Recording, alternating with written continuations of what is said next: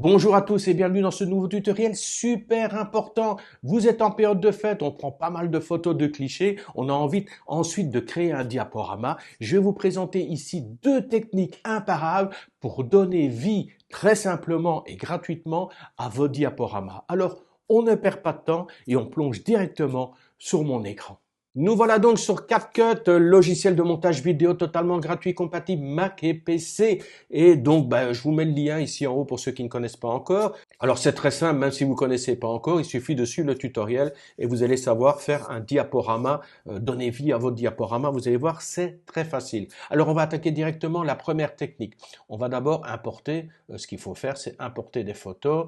Là, je sélectionne les 5 photos qui sont ici, que j'ai préparées, photos prises dans le jardin. Et regardez, mes 5 photos sont prêtes à l'emploi. Mais avant ça, je voudrais montrer quelque chose d'important. On va dans CapCut, paramètres, et dans modifier ici. Voilà, on clique sur modifier. Regardez, la durée de chaque photo que je vais insérer est de 8 secondes. Vous pouvez donc, lorsque vous allez créer votre projet, dire non, je veux plutôt que mes photos, chacune des photos dure 5 secondes, 6 secondes, 10 secondes, 8 secondes. Vous décidez. Là, ici, je les ai sur 8 secondes. Je clique sur enregistrer, c'est bon. Maintenant, je sélectionne donc, hop, mes 5 photos. Donc, clic gauche, enfoncé de ma souris et hop, je sélectionne les 5 photos.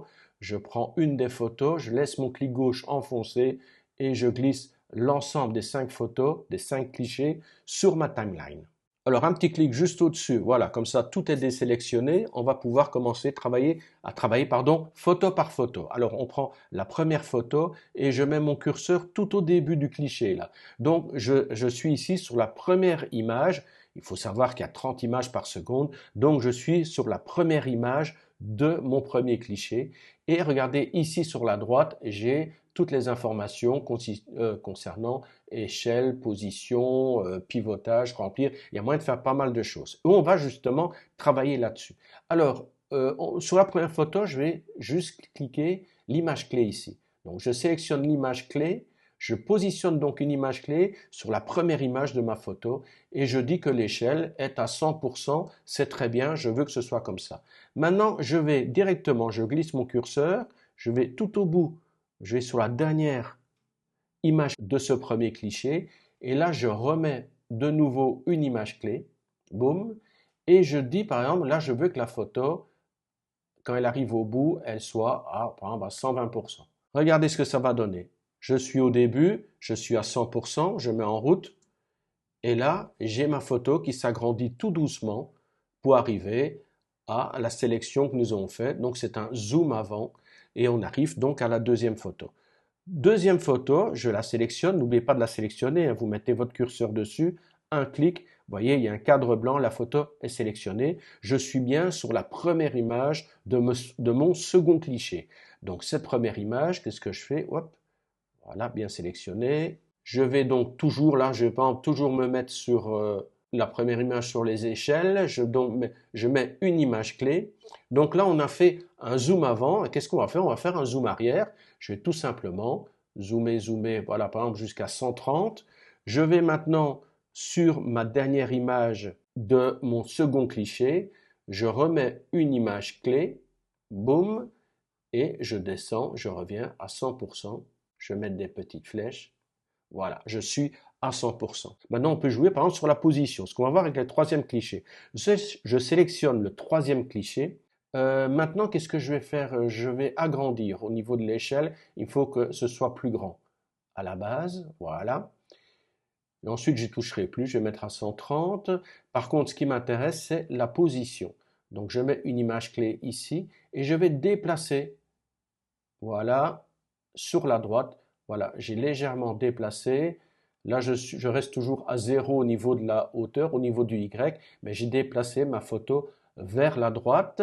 C'est bien. Maintenant, une fois que j'ai fait cette position-là, j'avance de nouveau jusqu'à ma dernière image clé, dernière image, pardon, de ma troisième photo, de mon troisième cliché. Et là, donc l'échelle, je n'y touche pas. Par contre, la position, je sélectionne une image clé, je lui insère une image clé et la position, maintenant, je vais redéplacer l'image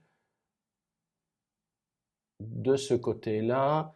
Voilà, je suis passé à moins 576 en glissant vers la gauche et mon Y est resté à 0, c'est très bien. Je vous montre ce que ça donne en fait ça permet de déplacer votre image de droite vers la gauche et il suffit de faire par exemple la même chose pour l'image suivante, de droite à gauche, de gauche à droite, de haut en bas. Vous avez possibilité de faire plein de choses à partir du moment où vous placez des images clés sur les échelles, sur les positions, c'est à vous à voir. Alors maintenant, pour rendre ça encore plus joli, on va glisser une transition. Voilà. Au niveau des transitions, vous choisissez, il y a tendance, recouvrir, appareil photo. Allez, on va aller voir appareil photo par exemple. Là, qu'est-ce que j'ai? Euh, Là, il vous montre, hein, quand vous restez dessus, spirale, gauche, droite, évidemment. Qu'est-ce que c'est ça? Infini, ça, infini dans l'autre sens, espace 3D. Allez, on va faire espace 3D. Alors regardez ici un petit symbole comme ça, parce que je n'ai jamais téléchargé cette transition. Donc je clique tout simplement ici sur un petit symbole. Boum, et voilà. Maintenant c'est un plus à la place. Ça veut dire que je peux insérer cette transition. Alors je fais quoi? Je place mon curseur ici entre deux clichés, là où je veux que la transition se fasse. Je sélectionne, hop, elle est là ma transition, je clique sur le plus. Et voilà, ma transition s'est installée automatiquement. Je vais voir, la durée est de 1,5 secondes. On va voir ce que ça donne. Je mets en route. Et voilà le petit effet qui s'est fait. Si l'effet me convient, tout simplement, il est sélectionné. Je clique ici, appliquer à tout. Et regardez, l'effet s'est placé entre chacune des photos. Alors, on va regarder rapidement les trois premières photos. Je mets en route. Voilà. On a ici donc le petit zoom avant. Là, c'est 8 secondes par photo. On peut réduire la durée effectivement des photos. Là, maintenant, on a un zoom arrière. Et ensuite, on va passer au troisième cliché qui permet de faire un petit travelling de droite vers la gauche. Et ensuite, voilà. Et là, on arrive sur des photos qui n'ont absolument pas été modifiées. Il n'y a pas d'animation. Vous voyez, c'est quelque chose d'assez assez statique et ça peut être un peu long, un peu embêtant à regarder. Le fait de mettre des zooms et des dézooms, ça peut être vraiment quelque chose de très sympa pour les diaporamas. On peut maintenant passer à la deuxième technique. Vous allez voir, elle est fabuleuse également. Alors pour cette deuxième technique, ça va aller très vite, hein. Je vais reprendre les 5 photos, voilà, les 5 photos que j'avais déjà pris à la base, je les replace, hop, la dernière, voilà. J'ai mes 5 photos qui sont là, elles sont brutes de fonderie, voilà, il n'y a pas d'effet, il n'y a rien du tout. Je vais quand même mettre des transitions, donc je place mon curseur ici, c'est très bien, je vais dans transition, tendance, c'est très bien, qu'est-ce que j'ai? J'ai mélange là qui est pas mal. C'est un genre de mélange, c'est fondu, quoi, tout simplement. Je rajoute mélange. Il est à 0,5, c'est un peu court. Allez, je vais le monter à 0, à 0,8 par exemple. Ça me convient. Appliquer à tout. Voilà, toutes mes transitions sont placées. C'est magnifique. Maintenant, je vais vous montrer la petite astuce supplémentaire pour donner encore plus de cachet à vos diaporamas. Je vais donc sur Médias et dans les médias, j'ai téléchargé une musique que j'ai trouvée dans la bibliothèque audio de YouTube. Pour ceux qui ne le savent pas, il y a des musiques libres de droit qu'on peut utiliser sur YouTube sans risquer de perdre sa démonétisation. J'ai déjà fait un tuto, le lien apparaît en haut ici. C'est vrai que la bibliothèque est un peu limitée, mais si vous voulez d'autres musiques qui sont libres de droit, avec des photos libres de droit, des vidéos libres de droit, que vous pouvez utiliser sur YouTube sans aucun problème, j'ai fait également un tuto avec Mixkit. Voilà, ça apparaît ici. Et de toute façon, tous les liens, tous les tutos qui sont en rapport avec ce tutoriel d'aujourd'hui, je les mets en bas dans la description. Comme ça, vous pourrez les trouver facilement si vous voulez approfondir un petit peu le sujet. Ceci étant dit, on a donc nos 5 photos avec les transitions.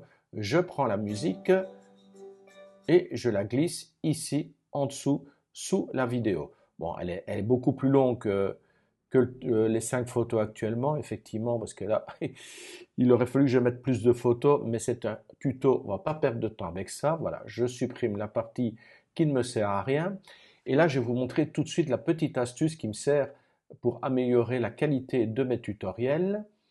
Alors, on va l'écouter, on va le faire à l'oreille. chaque musique a son tempo, a son rythme, et on va essayer de trouver justement à l'oreille et en regardant un petit peu les courbes ici où se trouvent les changements de tempo et on va mettre un repère. Alors on met en route. D'abord on sélectionne l'audio. Voilà, l'audio est sélectionné et regardez, le fait de sélectionner l'audio, j'ai affiché un petit drapeau ici qui va me servir. Là, je clique en dehors de l'audio, il disparaît. Si je clique sur l'audio, il y a ce petit outil qui apparaît et qui va m'être très utile. Je me remets au début de l'audio est sélectionné, je mets en route et surtout j'écoute convenablement les changements de tempo.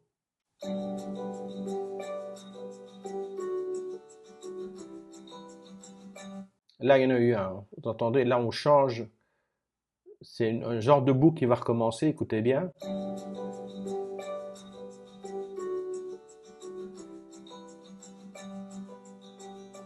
Voilà, c'est à peu près ici. J'ai repéré avec la petite pointe ici. Je vérifie. Oui, c'est bien là. Donc, je place mon curseur là, sur la petite pointe. Hein, c'est juste là où il y a le changement de tempo. Et je clique sur le drapeau, ce qui va me permettre de mettre un repère ici. Je clique. Et hop, il y a un petit repère qui s'est inscrit. Ça va me servir par la suite. Je continue à écouter.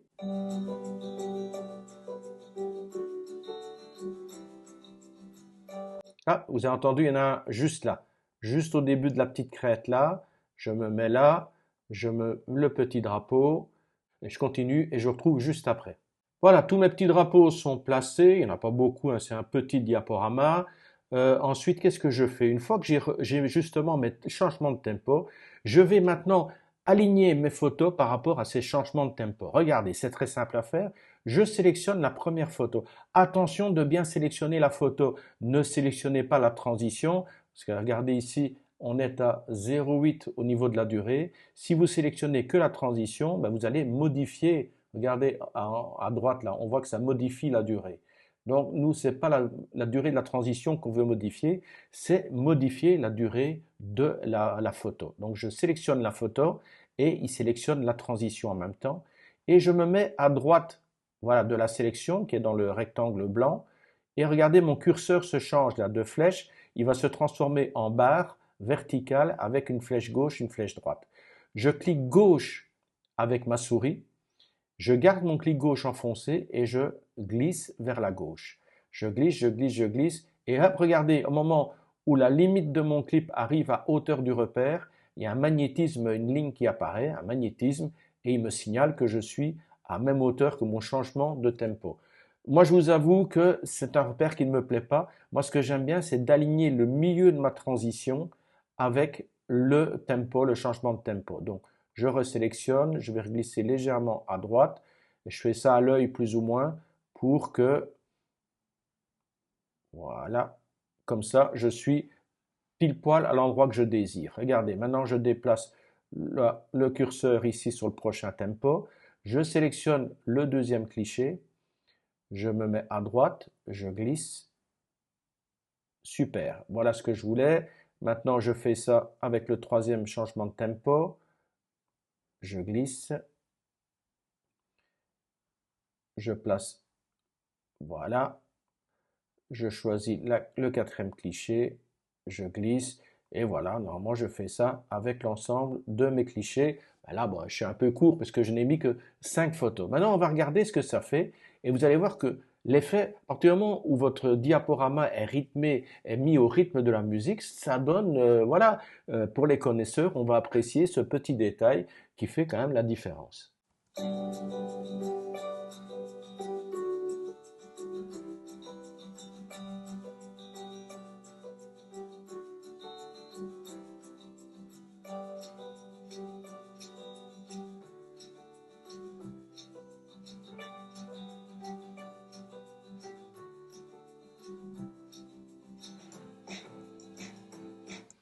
Et voilà, c'est pas beau tout ça, c'est quand même magnifique. Alors quand même, une chose que je voudrais vous montrer, une chose sur laquelle je veux vous mettre en garde aussi, quand vous allez dans le son, on va virer par exemple la musique maintenant, on n'en a plus besoin. Quand vous allez dans le son, il y a musique ici, on peut faire défiler l'espace musique, et vous regardez dans certaines musiques, là je prends Pop Album, et quand je fais défiler, vous voyez, il y a beaucoup de musique, il y a un petit symbole ici, et puis il y a certaines musiques, il y a une vignette. Alors là, vous allez voir, lorsqu'on utilise ces musiques avec un petit symbole, il y a un outil supplémentaire qui s'amène, mais je vous mets en garde parce qu'on n'est pas certain que ces musiques soient libres de droit. Donc si vous les publiez, pardon, sur YouTube, attention, vous risquez d'être démonétisé par rapport à cette musique qui a été placée. Mais le petit outil en plus, par exemple, je vais prendre Swaggy Christmas. Je clique sur le plus. Boum, voilà, il s'est mis là. Je vais le mettre au début. Et qu'est-ce qui se passe avec ces musiques où il y a ce symbole? C'est que vous avez un outil, donc on a le petit drapeau qui est là, et vous avez également un autre outil d'intelligence artificielle qui va repérer les tempos pour vous. Alors, je me mets au début, j'ai ma musique est sélectionnée, je clique sur ce drapeau intelligence artificielle, c'est le rythme automatique, et vous avez le rythme 1, il va trouver les tempos espacés, je clique, et regardez, il met automatiquement les repères sur les tempos qu'il repère, mais ils sont relativement espacés, ils sont bien espacés, et ou alors vous avez le rythme 2, et là par contre il vous met beaucoup plus de tempo à installer, donc voilà, il y en a beaucoup, là c'est vraiment quand ça change, peut-être pour des vidéos ou des trucs qui passent très vite, à ce moment-là ça peut être utile, mais je vous dis faites attention. Et ça ne marche qu'avec ces musiques sur lesquelles il y a ça. Si j'ai importé de la musique de Mixkit, d'Envato, de YouTube, il n'y a jamais ce symbole qui apparaît. C'est uniquement sur CapCut avec la bibliothèque spéciale de CapCut qu'à ce moment-là, lorsque vous avez ce symbole sur la musique, vous êtes certain. Là, regardez, on a le symbole, ça marche aussi. Là, je vire la musique, je prends celle-ci maintenant. Je clique sur plus. Là où il n'y a pas de symbole, mais c'est une vignette. Et regardez, l'intelligence artificielle a disparu, donc il ne le prend pas. Je supprime, et si je prends cette musique, je clique sur le plus, et là, c'est de nouveau apparu, et je peux mettre mes tempos.